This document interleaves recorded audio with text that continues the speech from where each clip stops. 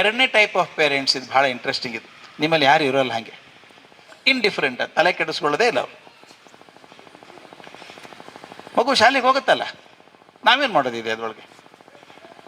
ನೀವು ಕೆಲವು ನೋಡಬೇಕು, ಹಿರಿಯರಿರ್ತಾರೆ ಮನೇಲಿ, ಯಜಮಾನರಿರ್ತಾರೆ, ಅವ್ರಿಗೂ ಕೇಳಬೇಕು, ನಿಮ್ಮ ಎರಡನೇ ಮಗ ಯಾವ ಸ್ಕೂಲಿಗೆ ಹೋಗ್ತಾನೆ, ಯಾವ ಕ್ಲಾಸಲ್ಲಿದ್ದಾನೆ ಅಂತ. ಅವ್ರಿಗೆ ಗೊತ್ತಿಲ್ಲ. ಹೆಂಡತಿ ಕೇಳ್ತಾರೆ, ಎರಡನೇದವನು ಯಾವ ಸ್ಕೂಲ್ ಹೋಗೋದವನು, ಇವ್ರಿಗೇನು ಸಂಬಂಧ ಇಲ್ಲ. ಅದು ಹೆಂಡತಿ ಹೋಗ್ತಾಳೆ, ಪ್ರೋಗ್ರೆಸ್ ಕಾರ್ಡ್ ತೊಗೊಂಬರ್ತಾಳೆ, ಮಾಡ್ತಾಳೆ, ಇವ್ರಿಗೆ ಗೊತ್ತಿಲ್ಲ. ಅಷ್ಟರ ಮಟ್ಟಿಗೆ ಇಂಡಿಫ್ರೆಂಟ್ ಇರ್ತಾರೆ.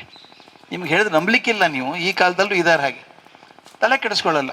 ಪೇರೆಂಟ್ ಮೀಟಿಂಗ್ ಕರೀರಿ ನೀವು, ಪ್ರಿನ್ಸಿಪಾಲ್ ಇಲ್ಲೇ ಇದ್ದಾರೆ. ಒಂದು 25% ಜನ ಬರ್ತಾರೆ, ಉಳಿದವ್ರು ಬರೋದೇ ಇಲ್ಲ ಪೇರೆಂಟ್ಸ್ ಮೀಟಿಂಗ್ಗೆ. ನಾವೇನು ಮಾಡೋದು ಹೋಗಿ ಅಲ್ಲಿ, ನಮಗೇನು ಗೊತ್ತಾಗ್ತದೆ ಅಂತ ಹೇಳೋದು. ನೀವು ಹೇಳಿ ಕಳಿಸಿದ್ರು ಬರಲ್ಲ. ಭಾಳ ಫಜೀತಿ ಅದು. ಪೇರೆಂಟ್ಸ್ ಮೀಟ್ ಅಂತ ಹೆಸರು ಅಷ್ಟೇ, ಬರೀ ಮೀಟಿಂಗ್ ದ ಪ್ರಿನ್ಸಿಪಲ್ ಅಷ್ಟೇ. ಇಲ್ಲಿ ನೋಡಿ, ಕೆಲವ್ರು ಏನು ಮಾಡ್ತಾರೆ, ಚಿಂತೆ ಮಾಡೋದು ಏನು ಕಾರಣ ಇದೆ ರೀ, ಚೆನ್ನಾಗಿ ಓದ್ತಾ ಇದ್ದಾನಲ್ಲ, ಮುಂದಿನ ಕ್ಲಾಸಿಗೆ ಹೋಗ್ತಾನೆ, ಪಾಸ್ ಆಗ್ತಾನೆ, ನಾವೇನು ತಲೆ ಕೆಡಿಸ್ಕೊಳ್ಳೋದು ಅದಕ್ಕೆ. ಇನ್ನೊಂದು ಕ್ಯಾಟಗರಿ ಇದ್ದಾರೆ, ಅವ್ರಿಗೆ ಹೆಂಗೆ ಮ್ಯಾನೇಜ್ ಮಾಡಬೇಕು ಗೊತ್ತಿಲ್ಲ. ನಮಗೇನು ಗೊತ್ತಾಗ್ತದೆ ರೀ, ನಾವು ಓದೋವರೆಲ್ಲ ಬಿಟ್ಟವರೆಲ್ಲ, ನಮಗೇನು ಗೊತ್ತಾಗಲ್ಲ, ನೀವು ನೋಡ್ಕೊಳ್ಳಿ. ಅವ್ರ ಪ್ರಕಾರ ಶಾಲೆ ಅಂದರೆ ಲಾಂಡ್ರಿ ಇದ್ದ ಹಾಗೆ. ಲಾಂಡ್ರಿ ಏನು ಮಾಡ್ತದೆ ಹೇಳಿ, ನೀವು ಕೊಳಕ್ಕೆ ಬಟ್ಟೆ ಕೊಡ್ತೀರಿ, ಅವ್ರು ಒಗೆದು ಅಯರ್ನ್ ಮಾಡಿ ನೀಟಾಗಿ ಮಡಚೆ ಕೊಡ್ತಾರೆ. ಶಾಲೆ ಅಂದರೆ ಹಾಗೆ ಅಂತ ತಿಳ್ಕೊಂಡಿದ್ದಾರೆ ಅವರು. ನಾವು ಕಳಿಸಿ ಹುಡುಗನ ಫೀಸ್ ಕಟ್ಟಲ್ವಾ, ಅವ್ರ ಕೆಲಸ. ಓದಿಸೋದು ಬರ್ಸೋದು ಅವ್ರ ಕೆಲಸ ಅಲ್ವಾ ಅದು. ಓದಿಸೋದು ಬರ್ಸೋದು ಆಯ್ತು ಸ್ವಾಮಿ, ಸಂಸ್ಕೃತಿ ಕೊಡೋರು ಯಾರು? ಸಂಸ್ಕೃತಿ ಕೊಡಬೇಕಾದ್ರೆ ಬರೀ ಶಾಲೆಯಿಂದ ಆಗೋಲ್ಲ. ಮಗು ನಿಮ್ಮದು ಒಂದಿದೆ, ಶಾಲೆಯಲ್ಲಿ 40 ಮಕ್ಕಳಿದ್ದಾರೆ. ಶಾಲೆಯಲ್ಲಿ 8 ತಾಸು ಇರುತ್ತೆ ಮಗು, 16 ತಾಸು ಮನೆಯಲ್ಲಿ ಇರುತ್ತೆ. ಪರಿಣಾಮ ಆಗಲ್ವಾ ಮಗುವಿನ ಪರಿಣಾಮ? ಆದ್ದರಿಂದ ಮಗುವಿನ ಜವಾಬ್ದಾರಿ ನಿಮ್ಗೆ ಜಾಸ್ತಿ ಇದೆ. ಬನ್ನಿ ಅಂದ್ರೆ ಆಗಲ್ಲ. ನಾನು ತಮಾಷೆ ಹೇಳ್ಬಿಡ್ತೀನಿ ಪ್ರಸಂಗ ಇಲ್ಲಿ. ನಾನು ಭಾಳ ವರ್ಷ ಕಾಲೇಜ್ ಪ್ರಿನ್ಸಿಪಾಲ್ ಇದ್ದೆ ಇಲ್ಲಿ ಬೆಂಗಳೂರಲ್ಲಿ, ಹೆಣ್ಮಕ್ಳು ಕಾಲೇಜು. ನಮ್ಮಲ್ಲಿ ಮೆಂಟರಿಂಗ್ ಸ್ಕೀಮ್ ಅಂತಿತ್ತು, ನಮ್ಮ ಶಾಲೆಯಲ್ಲೂ ಇದೆ ಇಲ್ಲಿ ಮೆಂಟರ್ ಅಂತ. 10 ಜನ ಹುಡುಗರಿಗೆ ಒಬ್ರು ಮೆಂಟರ್ ಅಂತ ಇರ್ತಾರೆ, ಟೀಚರ್. ಅವ್ರು ಫಾಲೋ ಮಾಡ್ತಾರೆ, ಅವ್ರು ಮನೆಗೆ ಹೋಗಿ ಬರ್ತಾರೆ, ಟೀಚರ್ ಮಕ್ಕಳು ಮನೆಗೆ ಹೋಗಿ ಬರ್ತಾರೆ. ಅಲ್ಲಿ ಮೆಂಟರಿಂಗ್ ಪ್ರೋಗ್ರಾಮ್ ಇತ್ತಲ್ಲ, ಒಬ್ಬ ಮೆಂಟರ್ ಬಂದು ಹೇಳಿದರು, ಸರ್ ಎಷ್ಟು ಜನ ಹೇಳಿದ್ರು ಅವ್ರ ತಂದೆ ಬರೋದೇ ಇಲ್ಲ ಸರ್. ಕಲೈ ಮಾಮಿಣಿ ಅಂತ ಹುಡುಗಿ ಹೆಸರದು, ಸೆಕೆಂಡ್ BCom ಹುಡುಗಿ. ಅವ್ರ ಅಪ್ಪ ಬರೋದೇ ಇಲ್ಲ. ಎಷ್ಟು ಸಲ ಫೋನ್ ಮಾಡಿದ್ರು ಬರಲ್ಲ ಸರ್ ಅವರು. ಆ ಹುಡುಗಿಗೆ ಕರೆದು ಕೇಳಿದೆ, ಏನಮ್ಮ ನಿಮ್ಮ ಅಪ್ಪ ಬ್ಯುಸಿ ಇರ್ತಾರಾ? ಹೌದು ಸರ್, ತುಂಬ ಬ್ಯುಸಿ ಸರ್. ಆಯ್ತು ಬಿಡು, ಸಾಯಂಕಾಲ ಬರೋಕ್ಕೆ ಹೇಳು, ಇರ್ತೀನಿ ನಾನು ಅಂದೆ. ಸಾಯಂಕಾಲನೂ ಇರಲ್ಲ ಸರ್ ಅವರು. ಅಲ್ಲಮ್ಮ 7 ಗಂಟೆಗೆ? ಇಲ್ಲ ಸರ್, ಬರೋದೇ ರಾತ್ರಿ 10:30 ಸರ್ ಅವರು. ಆಯಿತು, ಬೆಳಗ್ಗೆ ಬಾ ಅಂತ ಹೇಳು, ಕೆಲ್ಸಕ್ಕೆ ಹೋಗುವಾಗ. ಇಲ್ಲ ಸರ್, ಬೆಳಗ್ಗೆ ಬರೋಕ್ಕಾಗಲ್ಲ ಸರ್, ಬೆಳಗ್ಗೆ 4:15 ಹೋಗ್ಬಿಡ್ತಾರೆ ಸರ್. ಇದೇನು ನೌಕರಿಪ್ಪ ಇದು ಅಂದೆ ನಾನು. 4:15 ರಾತ್ರಿ 10:30 ಬರೋದೇನು? ಸಿಟಿ ಮಾರ್ಕೆಟಲ್ಲಿ ಅವ್ರು ಹೋಲ್ಸೇಲ್ ತರಕಾರಿ ಡೀಲರ್ ಇದ್ದಾರೆ. ಬೆಳಗ್ಗೆ 4:15 ಹೋಗ್ತಾರಂತೆ, ತರಕಾರಿ ಬರುತ್ತಲ್ಲ ರಿಟೇಲರ್ಸ್ಗೆಲ್ಲ ಕೊಟ್ಟು, ಮಧ್ಯಾಹ್ನ ಸ್ವಲ್ಪ ರೆಸ್ಟ್ ಅಲ್ಲೇ ಅಂಗಡಿಯಲ್ಲಿ ರೆಸ್ಟ್ ತೊಗೊಂಡು, ಮತ್ತು ಸಾಯಂಕಾಲ ಆರ್ಡರ್ ಮಾಡಬೇಕಲ್ಲ, ನಾಳೆಗೆ ಏನೇನು ತರಕಾರಿ ಬೇಕು ಆರ್ಡರ್ ಮಾಡಿ ರಾತ್ರಿ 10 ಗಂಟೆಗೆ ಬರ್ತಾರೆ. ಆ ಹುಡುಗಿ ತಮಾಷೆ ಮಾಡಿ ಹೇಳಿದ್ದು, ನಮ್ಮ ಅಪ್ಪನ ಹಗಲು ಬೆಳಕಲ್ಲಿ ನೋಡೇ ಇಲ್ಲ ಸರ್ ಒಂದು ದಿವಸ ನಾನು ಅಂತ. ಯಾವ ದಿವಸನೂ ಬರೋಕ್ಕಲ್ಲ, ಭಾನುವಾರ ಯಾವ ದಿವಸ ಬರೋಕ್ಕಾಗಲ್ಲ. ನಾನೇನು ಮಾಡಿದೆ, ಒಂದು ಕೆಲಸ ಮಾಡಿ ಸೋಮವಾರ ದಿವಸ ನಾನೇ ಸಿಟಿ ಮಾರ್ಕೆಟಿಗೆ ಹೋದೆ. ನಾನು ನೋಡಿದ ತಕ್ಷಣ ಅವ್ರಿಗೆ ಗಾಬರಿ ಆಯಿತು. ಸಾಮಾನ್ಯವಾಗಿ ಏನಾಗುತ್ತೆ ಹೇಳಿ, ಪ್ರಿನ್ಸಿಪಾಲ್ ನಿಮ್ಮ ಮನೆಗೆ ಬಂದರೆ ಏನಂತ ತಿಳ್ಕೊತೀರಿ? ಮಗುಂದು ಏನೋ ತಕರಾರು ಇರಬೇಕು, ಫಸ್ಟ್ ಇಷ್ಟ ಬರೋದು ಅದೇ ನಮ್ಮ ಮನೆಗೆ, ಏನೋ ಉಪದ್ವ್ಯಾಪಿ ಮಾಡಿರಬೇಕು ಅಂತ. ನಾ ಹೋದ ತಕ್ಷಣ ಅವರು, ಸರ್ ಏನು ಪ್ರಾಬ್ಲಮ್ ಇತ್ತ ಸರ್ ಅಂದರು. ಅಯ್ಯೋ ಬಂದರು, ಪ್ರಾಬ್ಲಮ್ ಏನೋ ಪ್ರಿನ್ಸಿಪಾಲ್ ಬಂದರೆ? ಪ್ರಾಬ್ಲಮ್ ಏನಿಲ್ಲಪ್ಪ, ಹೇಗೆ ನಡೆದಿದೆ ಬಿಸ್ನೆಸ್ ಎಲ್ಲ ಅಂದೆ. ಚೆನ್ನಾಗಿದೆ ಸರ್ ಅಂದ್ಬಿಟ್ಟು, ಮಕ್ಕಳಿಗೆ ಮಾಡಬೇಕಲ್ಲ ಸರ್, ಸ್ಟ್ಯಾಂಡರ್ಡ್ ಡೈಲಾಗ್ ತಾನೆ ಎಲ್ಲ ಅಪ್ಪ ಅಮ್ಮ ಹೇಳೋದು. ಏನು ಮಾಡೋದಿಲ್ಲ ಮಕ್ಕಳಿಗೆ ತಾನೆ ಸರ್, ಮಕ್ಕಳಿಗೆ ಮಾಡಬೇಕಲ್ಲ ಅಂದರು. ಆಯಿತು, ನೀವು ಶಾಲೆಗೆ ಬರಲೇ ಇಲ್ಲ ಪೇರೆಂಟ್ಸ್ ಮೀಟಿಂಗ್, ಹೆಂಗೆ ಬರೋದು ಸರ್, ಕೆಲಸ ಇರ್ತಲ್ಲ, ಬರೋಕ್ಕಾಗಲಿಲ್ಲ ಸರ್ ನನಗೆ. ನಾ ಇದೆ, ನಿಮ್ಮ ಮಗಳಿಗೆ ಕಾಲೇಜಲ್ಲಿ ತೊಗೊಂಡಿದ್ದಕ್ಕೆ ನನಗೆ 4 ತಾಸು ಟೈಮ್ ಇದೆ, ನಿಮ್ಮ ಮಗಳಿಗೋಸ್ಕರ ನಿಮ್ಗೆ 1 ತಾಸು ಟೈಮ್ ಇಲ್ಲ, ಕಾಲೇಜ್ ಹತ್ರನೇ ಮನೆ ಇರೋದು ಅಂತ ಹೇಳಿದಾಕೆ. ನಿಮ್ಮ ಜವಾಬ್ದಾರಿ ಅಲ್ವೇನಪ್ಪ ಬರೋದು? ಈ ದುಡ್ಡು ಮಕ್ಕಳಿಗೋಸ್ಕರ ಮಾಡ್ತೀನಿ ಅಂತೀರಿ, ಮಕ್ಕಳಿಗೋಸ್ಕರ ಒಂದು 2 ತಾಸು ಟೈಮ್ ಕೊಡೋಕ್ಕೆ ಸಾಧ್ಯ ಇಲ್ವಾ? ನಾವೇನು ದಿನ ಬಾನಲ್ಲ ನಿಮಗೆ, 3 ತಿಂಗಳಿಗೆ ಒಂದು ಸಲ 1 ತಾಸು ಬಂದು ಹೋಗೋಕ್ಕಾಗಲ್ವ ನಿಮಗೆ ಅಂತ ಸ್ವಲ್ಪ ಹೇಳಿದೆ. ಅವ್ರು ನಾಚಿಕೆ ಬಂದಂಗೆ ಆಯ್ತು. ನಾಳೆ ಬರ್ತೀನಿ ಸರ್, ನಾಳೆ ಬರ್ತೀನಿ, 11 ಗಂಟೆಗೆ ಬರ್ತೀನಿ ಸರ್ ಅಂದರು. ಮರು ದಿವಸ 11 ಗಂಟೆಗೆ ಕಾಲೇಜಿಗೆ ಬಂದರು. ನಿಮ್ಮ ಕಣ್ಮುಂದೆ ಚಿತ್ರ ಬರೋ ಪಕ್ಕ ಸಿನಿಮಾ ಶೂಟಿಂಗ್ ಇದ್ದಂಗೆ ಇತ್ತದು. ನಾನು ಚೇಂಬರಲ್ಲಿ ಕೂತಿದ್ದೀನಿ, ಅಲ್ಲಿ ಡೋರ್ ಇದೆ ಅಷ್ಟು ದೂರ, ಎಲೆಕ್ಟ್ರಾನಿಕ್ ಇದು ಆಟೋಮೆಟಿಕ್ ಕ್ಲೋಸಿಂಗ್ ಡೋರ್ ಇರುತ್ತಲ್ಲ, ಆತ ಒಳಗೆ ಬಂದರು, ಕೂಡಿಸಿದೆ. ನಮ್ಮ ಅಟೆಂಡ್ರ್ ಹೇಳಿ, ಆ ಹುಡುಗಿನ ಕರಿ ಕ್ಲಾಸಿಂದ ಅಂತ ಹೇಳಿದೆ. ಆಕೆ ಬಂದು ಆ ಬಾಗಿಲು ತೆಗೆದು ಅಪ್ಪ ಕೂತದ್ದು ನೋಡಿದ್ಲು. ಈ ಸಿನಿಮಾದಲ್ಲಿ ಮಾಡ್ತಾರಲ್ಲ, 20 ವರ್ಷ ಕಳೆದು ಹೋದ್ಮೇಲೆ ಭೇಟಿ ಆದರೆ ಓಡಿ ಬರ್ತಾ ಅಪ್ಕೋತಾರಲ್ಲ, ಹಾಗೆ ಆಕೆ ಅಪ್ಪ ಅಂತ ಓಡಿ ಬಂದ್ಲು. ನೋಡಿಬಿಡು ನಿಮ್ಮ ಅಪ್ಪನ ಹಗಲು ಬೆಳಕಲ್ಲಿ ಅಂತ ಹೇಳಿದೆ ನಾನು. ನೋಡೇ ಇಲ್ಲ 2 ದಿವಸ, ನೋಡಿಬಿಡು. ನಾ ಇದು ಈ ಸಂತೋಷ ಕೊಡಬೇಡೇನ್ರಿ ಮಗುಗೆ. She feel so happy to see you. And one thing is certain, ಮಗಳಿಗೋಸ್ಕರ ಅಪ್ಪ ಒಂದು 2 ತಾಸು ಟೈಮ್ ಕೊಡ್ತಾನೆ ಅಂತ ಗೊತ್ತಾದರೆ ಮಗುಗೊಂದು ಖುಷಿ ಆಗಲ್ವಾ? ಅಪ್ಪನ ಬಗ್ಗೆ ಗೌರವ ಹೆಚ್ಚಾಗಲ್ವಾ? ಪ್ರೀತಿ ಹೆಚ್ಚಾಗಲ್ವಾ? ನನಗೋಸ್ಕರ ಅಪ್ಪ ಬಂದರು ಅಂತ. ಇದು ಕೊಡಿ ಖುಷಿಯಾದ ಮಗುಗೆ ಅಂತ ಹೇಳಿದೆ. ಆವತ್ತಿಂದ ರೆಗ್ಯುಲರ್ ಬರೋಕ್ಕೆ ಶುರು ಮಾಡಿದರು. ಇಂಟ್ರೆಸ್ಟಿಂಗ್ ಹೇಳ, ಅದಾದಮೇಲೆ ಆಕೆ ಪರ್ಫಾರ್ಮೆನ್ಸ್ ಚೆನ್ನಾಗಿ ಆಗೋಕ್ಕೆ ಶುರು ಆಯಿತು. ಅಂದರೆ ಆತ್ಮವಿಶ್ವಾಸ ಎಲ್ಲಿ ಬರುತ್ತೆ ಅಂತ ಹೇಳೋಕ್ಕೆ ಸಾಧ್ಯ ಇಲ್ಲ.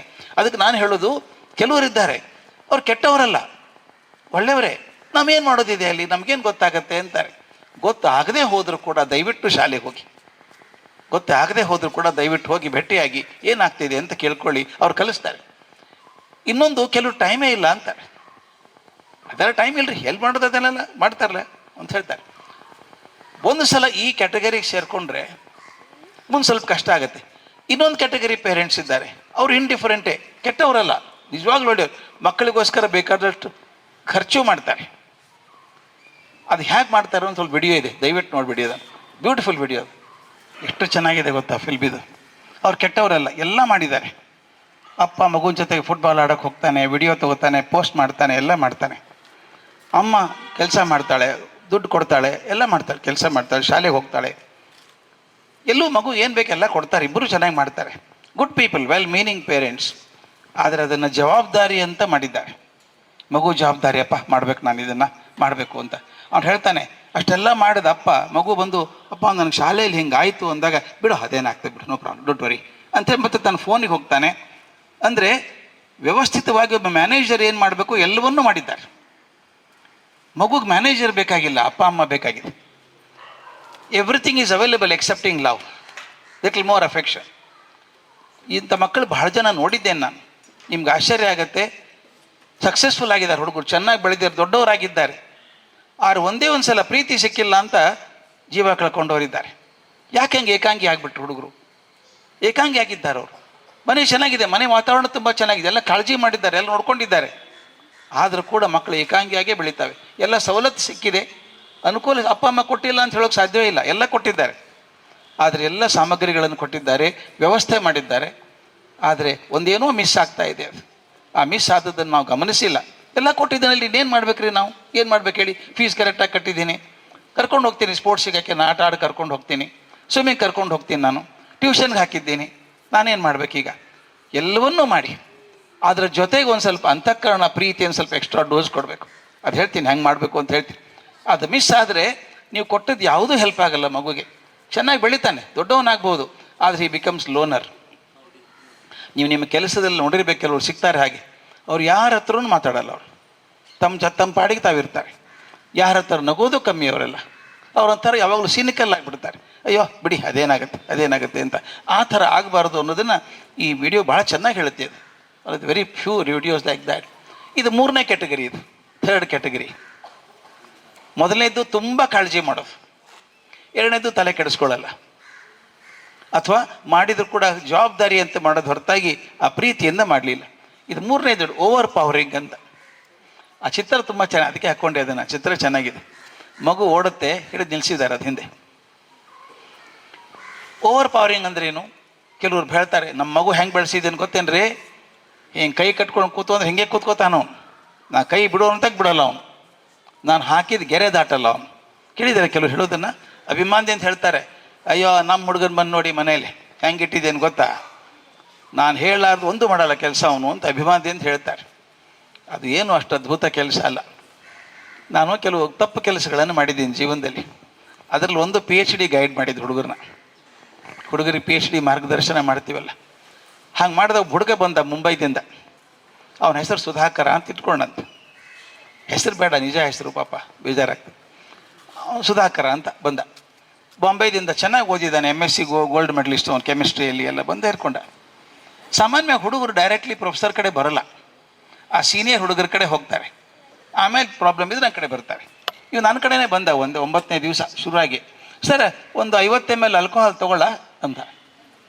ಯಾಕಪ್ಪ ಅಂದೆ, ಪ್ರಾಕ್ಟಿಕಲಿಗೆ ತಗೋಬೇಕಾದಷ್ಟು ಕೆಮಿಸ್ಟ್ರಿಗೆ ಅಂತಂದರೆ. ಮತ್ತು ಇದು ಕುದಿಸ್ಲ ಸರ್ ಅಂದ, ಕುದಿಸು. ಸೋಸ್ಲ ಸರ್ ಸೋಸು. ಇದನ್ನು ಹಾಕ್ಲ ಸರ್ ಹಾಕು. 4-5 ಸಲ ಕೇಳಿದಾಗ ಕರೆದೇವನು, ಬಾರೋ ಸುಧಾಕರ ಇಲ್ಲಿ, ನೀ MSc ಪಾಸ್ ಆಗಿ ಇಲ್ಲ ಅವ್ನು ಕೇಳಿದೆ. ಪಾಸ್ ಆಗಿದ್ದೀನಿ ಸರ್. ಮತ್ತು ಇಂಗ್ಲೀಷ್ ಓದ್ಲಿಕ್ಕೆ ಬರ್ತದಲ್ಲ, ಬರ್ತದೆ. ಮತ್ತು ಪ್ರೊಸೀಜರ್ ಕೊಟ್ಟಿದ್ದೀವಲ್ಲ ನಿನಗೆ, ನೋಡ್ಕೊಂಡು ಮಾಡ್ಬೇಕಲ್ಲ ಅಂತ ತಿರ್ಗಂಬರ್ಗ ಯಾಕೆ ಕೇಳ್ತಿ ಅಂದೆ. ಸುಮ್ಮನೆ ಕೇಳಿದೆ ಸರ್ ಅಂದ. ವಿಚಿತ್ರ ಅನ್ನಿಸ್ತು ಯಾಕೋ ನನಗೆ. ಒಂದು ವಾರ ಆದಮೇಲೆ ಬಂದ, ಸರ್ ನಾನು ಸ್ವಲ್ಪ ಬೇಗ ಮನೆಗೆ ಹೋಗಲೇ ಸರ್ 3 ಗಂಟೆಗೆ ಅಂದ. ಹೋಗು, ಇದೇನು ಪ್ರೈಮರಿ ಸ್ಕೂಲ ಇದು, ಬೇಗ ಮನೆಗೆ ಹೋದರೆ PhD ಥರ ಆಗುತ್ತೆ ಅಷ್ಟೇ. ನಾ ಕೇಳಿದೆ ತೊಂದರೆ ಇದೆಯೇನೋ ಮನೆಯಲ್ಲಿ ಅಂತ ಕೇಳಿದೆ. ತೊಂದರೆ ಏನಿಲ್ಲ ಸರ್, ಅಮ್ಮ ಮನೆಯಲ್ಲಿ ಫ್ರೀ ಇದ್ದಾರೆ ಸರ್, ಅದಕ್ಕೆ ಹೋಗ್ಬೇಕು ಸರ್ ಅಂದ. ಅಮ್ಮ ಫ್ರೀ ಇದ್ದರೆ ನೀ ಯಾಕೆ ಹೋಗ್ಬೇಕು ಅಂತ ಕೇಳಿದೆ. ಸರ್ ನಂಗೆ ಶರ್ಟ್ ತೊಗೋಬೇಕಾಗಿತ್ತು ಸರ್. ಅಮ್ಮ ಬೇಕಲ್ವ ಸರ್ ಅಂದ. ನಿಂಗೆ ತೊಗೊಳಕ್ಕೆ ಬರಲ್ವ ಶರ್ಟು ಅಂತ ಕೇಳಿದೆ. ನನಗೆ ಕಲರ್ ಗೊತ್ತಾಗಲ್ಲ ಸರ್ ಅಂದ. ಎಲ್ಲ ಚಂಡಾಲ, ಕೆಮಿಸ್ಟ್ರಿ PhD ಮಾಡೋಕ್ಕೆ ಬಂದಿದ್ದಾನೆ. ಕೆಮಿಸ್ಟ್ರಿ ಇರೋದಕ್ಕೆ ಬಣ್ಣ, ಬರೀ ಬಣ್ಣನೇ ಇರೋದು ಕೆಮಿಸ್ಟ್ರಿಯಲ್ಲಿ. ಬಣ್ಣ ಗೊತ್ತಾಗೋದು ನನಗೆ. ಹಾಗಲ್ಲ ಸರ್, ಗೊತ್ತಾಗುತ್ತೆ ಯಾವುದು ಒಳ್ಳೆಯದು ಯಾವುದು ಕೆಟ್ಟದ್ದು ನನಗೆ ಗೊತ್ತಾಗಲ್ಲ ಸರ್. ಅವತ್ತಿಂದ ಅಮ್ಮನೇ ಕೊಂಡ್ಕೊಳ್ಳೋ ಸರ್ ಶರ್ಟ್ ಎಲ್ಲ ನನಗೆ ಅಂದ. 27 ವರ್ಷ ಒಂದು ಶರ್ಟ್ ಕೊಂಡ್ಕೊಳ್ಳೋಕ್ಕಾಗಲ್ಲ ಅವನಿಗೆ. ಏನೋ ಅದೇ ವಿಚಾರ ಒಂದು ಅಂತು. ಮನೆಗೆ ಹೋಗಬೇಕು ಅಂತ ಆಸೆನ ಅವ್ರ ಮನೆಗೆ. ಬಿಗಮಾನ ಬೇರೆ, ಹೆಂಗೆ ಹೋಗೋದು ಹೇಳ್ದೆ ಕೇಳಿದೆ ಅವ್ರ ಮನೆಗೆ ಅಂತ. ಮುಂದೆ ದೀಪಾವಳಿ ಬಂತು. ಅವ್ರ ಅಪ್ಪ ಫೋನ್ ಮಾಡಿದ್ರು, ಹುಡುಗನಪ್ಪ, ಪ್ರೊಫೆಸರ್ ಮನೆಗೆ ಬರಬೇಕು ದೀಪಾವಳಿ. ಕಾಯ್ತಾ ಇದ್ದೆ ನಾನು. ಹೋದೆ ಮನೆಗೆ. ಆ ಬಾಗಿಲು 3/4 ಭಾಗ ಮುಚ್ಕೊಂಡಿತ್ತು. ತೆಗೆದಿದ್ರೆ ಕಾಣುತ್ತೆ, ಮುಚ್ಚಿದ್ರೆ ಬೆಲ್ ಮಾಡ್ಬೋದು. ಬೆಲ್ ಮಾಡಲೋ ಬೇಡವೋ ಅಂತ ಹಿಂಗೆ ನೋಡ್ತಾ ಇದ್ದೆ. ಒಳಗಿಂದ ಬೂಮಿಂಗ್ ವಾಯ್ಸ್ ಬಂತು, ಜೋರ್ ವಾಯ್ಸ್, ಎಸ್ ಕಮೆನ್ ಅಂತ. ಬಾಗಿಲ ತೆಗೆದು ನೋಡಿದರೆ ಎದುರಿಗೆ 3 ಸೀಟರ್ ಸೋಫಾ ಇರುತ್ತಲ್ಲ, 3 ಜನ ಕೂಡೋದು, ಅದ್ರ ತುಂಬ ಅವರಪ್ಪ ಕೂತಿದ್ರು. ನಾನು ನೋಡಿದ ತಕ್ಷಣ ಒಳಗೆ ಕಾಲಿಟ್ಟೆ. ಸುಧಾಕರ ಅಂತ ಒದರಿದ್ರು. ರಾ ಅನ್ನೋದ್ರೊಳಗೆ ಬಂದಿದ್ದ ಅವನು. ನಮಸ್ಕಾರ ಸರ್, ಬಂದ ಸಂತೋಷ ಆಯ್ತು ಸರ್, ಕೂತ್ಕೊಳ್ಳಿ ಸರ್ ಅಂತ ಒಂದು ಕುರ್ಚಿ ತೋರಿಸ್ದ. ನಾ ಕುರ್ಚಿ ಕಡೆ ಹೊರಟೆ. ಮತ್ತೆ ಕೂಗಿದ್ರು ಯಜಮಾನರು, ಕೀರ್ತಿ ಅಂದರು. ಇದು ಯಾವ ಕೀರ್ತಿ ಇದು? ಸುಧಾಕರನ್ ತಂಗಿ. ಆಕೆ ಬಂದು ಆಕೆದು ಅದೇ ಡೈಲಾಗೆ, ನಮಸ್ಕಾರ ಸರ್, ಮನೆಗೆ ಬಂದದ್ದು ಬಹಳ ಸಂತೋಷ ಸರ್, ಕೂತ್ಕೊಳ್ಳಿ ಸರ್. ಅದೇ ಕುರ್ಚಿ ತೋರಿಸ್ತಾಳೆ ಆಕೆ. ಆಯಿತು. ಮತ್ತೆ ಆ ಕಡೆ ಕಾಲಿಟ್ಟೆ. ಮತ್ತೆ ಕೂಗಿದ್ರು, ಜಾನಕಿ ಅಂದರು. ಯಾವ ಜಾನಕಿ ಇದು? ಸುಧಾಕರನ್ ತಾಯಿ, ಅವ್ರ ಹೆಂಡತಿ. ಅವರು ಅದೇ ಡೈಲಾಗ್, ನಮಸ್ಕಾರ ಸರ್, ಮನೆಗೆ ಬಂದದ್ದು ಭಾಳ ಸಂತೋಷ ಸರ್, ಕೂತ್ಕೊಳ್ಳಿ ಸರ್ ಅಂದರು. ಹೋಗಿ ಕೂತ್ಕೊಂಡೆ. ಮತ್ತೆ ಕೂಗಿದ್ರು, ಜಾನಕಿ ಅಂದರು. ಎಲ್ಲ ಇವನು 2ನೇ ಜಾನಕಿ. ಒಂದು ಜಾನಕಿ ಬಂದಾಯ್ತಲ್ಲ, ಇನ್ಯಾವ ಜಾನಕಿ? 2ನೇ ಸಲ ಕೂಗಿದಾಗ ಜಾನಕಿ ಒಳಗೆ ಹೋದರು. ಅಂದ್ರೆ ಎಷ್ಟು ಪಕ್ಕಾ ರಿಹರ್ಸಲ್ ಆಗಿತ್ತು ಅಂದರೆ, 1ನೇ ಸಲ ಜಾನಕಿ ಅಂದಾಗ ಬರಬೇಕು, 2ನೇ ಸಲ ಜಾನಕಿ ಅಂದಾಗ ಒಳಗೆ ಹೋಗ್ಬೇಕು. ನನಗೆ ಗೊತ್ತಾಯ್ತು ಸುಧಾಕರ್ ಯಾಕೆ ಹೀಗಿದ್ದಾನೆ ಅಂತ. ಅವನು ಹೇಳಲಾರ್ದೆ ಮುಂದೆ ಹೆಜ್ಜೆ ಇಡೋಕ್ಕೆ ಸಾಧ್ಯ ಇಲ್ಲ. ಅವ್ನು ಹೆಂಗೆ ಹೇಳಿದಾರೆ ಅಂದರೆ, ಹೇಳಿದಷ್ಟು ಮಾಡು, ಹೇಳಿದಷ್ಟು ಮಾಡು, ಹೇಳಿದಷ್ಟು ಮಾಡು ಅಂತ. ಅವನೇನು ಮಾಡ್ತಾನೆ, ಹೇಳಿದ್ರೆ ಮಾತ್ರ ಮಾಡ್ತಾನೆ, ಇನ್ನೇನು ಮಾಡಲ್ಲ. ಒಂದು ಅನುಕೂಲ PhD ಅಂದರೆ ಯಾರೂ ಫೇಲ್ ಆಗಲ್ಲ. SSLC ಫೇಲ್ ಆಗ್ಬೋದು, PhD ಯಾರೂ ಫೇಲ್ ಆಗಲ್ಲ. ಒಂದು 6 ತಿಂಗಳು ನಿಧಾನ ಆಗುತ್ತೆ ಅಷ್ಟೇ. PhD ಮುಗೀತು. ಅವನು ಬೆಂಗಳೂರಿಗೆ ಬಂದ, ನೌಕರಿ ಸೇರಿಕೊಂಡ. 1 ವರ್ಷ ಆದಮೇಲೆ ಫೋನ್ ಬಂತು ಅವ್ರ ಅಪ್ಪಂದು. ಪ್ರೊಫೆಸರ್ ಒಳ್ಳೆ ಸುದ್ದಿ ನಿಮಗೆ ಅಂದರು. ಏನು ಸುದ್ದಿ ಅಂತ ಕೇಳಿದೆ. ಸುಧಾಕರ್ ಮದುವೆ ಗೊತ್ತು ಮಾಡಿದ್ದೀವಿ ಅಂದರು. ಅಯ್ಯೋ ಕರ್ಮ, ಇವ್ನು ಮದುವೆ ಬೇರೆ ಕೇಳಿ ಇವನಿಗೆ. ಯಾರ ಹುಡುಗಿ ಅಂತ ಕೇಳಿದೆ. ಅವ್ರ ಹೆಸರು ಹೇಳಿದರು. ಆ ಹುಡುಗಿ ಇಷ್ಟಿದ್ದಾಗಿಂದ ಗೊತ್ತು ನನಗೆ. ಆ ಹುಡುಗಿ ನಗ್ತದೆ ನಗ್ತದೆ, ಅಸಾಧ್ಯ ನಗ್ತದೆ. ಕಾರ್ಟೂನ್ ಶೋ ನೋಡಿ ಚಪ್ಪಾಳೆ ತಟ್ಟು ನಗ್ತಾಳಕ್ಕೆ. ಇವ್ರ ಮನೇಲಿ ಯಾರೂ ನಗಲ್ಲ. ಏನಪ್ಪ ಗತಿಯನ್ನು ಮದುವೆಗೆ ಹೋಗಿದ್ದೆ ನಾನು. ಮದುವೆ ಆಗೋ 4 ದಿವಸಕ್ಕೆ ರಾತ್ರಿ 10 ಗಂಟೆಗೆ ಫೋನ್ ಬಂತು ನನಗೆ. ಆ ಹುಡುಗಿ ಫೋನ್ ಮಾಡಿದ್ದಾಳೆ. ಅಂಕಲ್ ಸುಧಾಕರ್ ಮೊದಲೇ ಗೊತ್ತಿತ್ತಾ ನಿಮಗೆ ಅಂದ್ಲು. ಗೊತ್ತಿತ್ತ, ನನ್ನ ಕಡೆ PhD ಮಾಡಿಲ್ವ ಅವನು ಅಂದೆ. ಮತ್ತು ಮೊದಲೇ ಯಾಕೆ ಹೇಳಿಲ್ಲ ನನಗೆ ಅಂದ್ಲು. ನನಗೇನು ಗೊತ್ತು ಅವನು ಮದುವೆ ಆಗ್ತಿ ಅಂತ. ಮದುವೆ ಕಾರ್ಡ್ ಬಂದಾಗಲೇ ಗೊತ್ತಾದದ್ದು, ನಿಮ್ಮಪ್ಪ ಹೇಳಿದಾಗ ಗೊತ್ತಾದದ್ದು ಅಂತ. ಏನು ತಕರಾರು ಏನು ಅಂತ ಕೇಳಿದೆ. ನಿಮ್ಗೆ ಗೊತ್ತು ಸರ್, ನಾನು ನಗದೇ ಇರೋಕ್ಕೆ ಸಾಧ್ಯ ಇಲ್ಲ. ಇಲ್ಲಿ ನಗಬೇಕಾದ್ರೆ 3 ಜನ ಪರ್ಮಿಷನ್ ತೊಗೋಬೇಕು ನಾನು. ಇದೇನು ಮಾಡಲಿ? 2 ಹಾದಿ ಇದಾವೆ ನಿನಗೆ, 2 ಹಾದಿ ಇದೆ. ನೀನು ಅವ್ರಂಗೆ ಗುಮ್ಮಂತ ಕೂತ್ಕೋ, ಇಲ್ಲದೆ ಹೋದೆ ಅವ್ರು ನಗಿಸೋ ಅವ್ರನ್ನ ಅಂದೆ. ಈ 4 ಜನ ನಗಿಸ್ಬೇಕಾದ್ರೆ 4 ವರ್ಷ ತೊಗೊಂತ ಹುಡುಗಿ. ಯಾಕೆ ಹೇಳ್ತೀನಂದರೆ, ನಗಬೇಕಾದ್ರೆ ಹಿಂಗೆ ಅಪ್ಪನ ನೋಡಿ ನಗಬೇಕು ಅವನು, ಪರ್ಮಿಷನ್ ತೊಗೊಂಡು. ನಾವು ಹಂಗೆ ಮಾಡಿ ಇಟ್ಟಿರ್ತೀವಿ ಮಕ್ಕಳನ್ನ. ನೋಡಿ ಎಷ್ಟೋ ಸಲ ಶಾಲೆಯಲ್ಲಿ ಹುಡುಗರು ಯಾಕೆ ಶಾಯ್ ಆಗಿರ್ತಾರೆ ಗೊತ್ತಾ? ಮುಂದೆ ಹೋಗಲ್ಲ. ಸುಮ್ಮನೆ ಬಾಯಿ ಮುಚ್ಕೊಂಡು ಕೂತ್ಕೊಳ್ಳೋ, ಬಾಯಿ ಮುಚ್ಕೊಂಡು ಕೂತ್ಕೊಳ್ಳೋ. ಜನ್ಮ ಪೂರ್ತಿ ಬಾಯಿ ಮುಚ್ಕೊಂಡೇ ಕೂತ್ಕೋತಾನು. ಲೀಡರ್ಶಿಪ್ ಹೆಂಗೆ ಬರ್ಬೇಕು ಅವನಿಗೆ? This is terrible problem with over powering.